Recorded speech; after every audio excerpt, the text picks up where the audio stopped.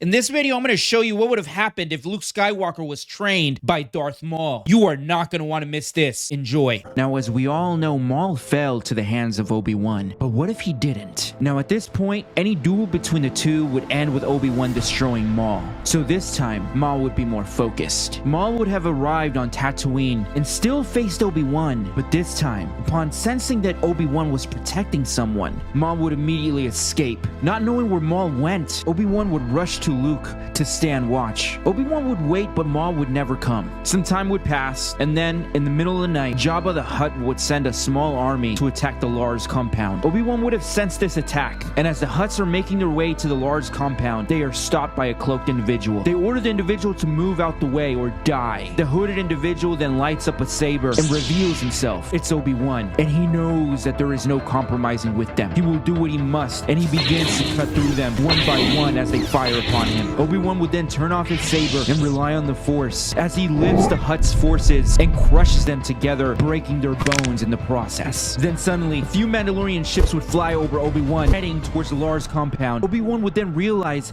that this was a distraction. He would take one of the Hutt speeders and rush to Luke. Maul had used his connections with the criminal underworld and had the Hutts stage an attack on the Lars family in an effort to distract Obi-Wan. As Obi-Wan arrives to the Lars compound, it is burning. Obi-Wan finds Owen and Brew laying on the floor, riddled with blaster fire, and there is no sign of Luke. Obi-Wan would realize that Maul had taken him. Now Obi-Wan would rush to find transport and try and find Maul. And on board the Mandalorian ship, Luke would be surrounded by Mandalorians. Luke would be struggling and asking them why they had done this. They would slap him around and tell him to shut up. The Mandalorians would tell Luke that the Empire had sent them and that they liked what they did and begin to laugh. Now the Mandalorians would land on a remote planet. They would leave Luke inside the ship, locked away in a room. Then, in the middle of the night, Luke would be awakened by the sound of blaster fire and a buzzing sound followed by screams. Luke would be terrified. Now, outside the ship, Maul would have attacked the Mandalorians, slaughtering all of them but one, who was crawling away, begging and asking Maul why. Maul would raise the Mandalorian with the Force and tell him that he needed the boy to feel hate. Maul would then crush the Mandalorian's neck.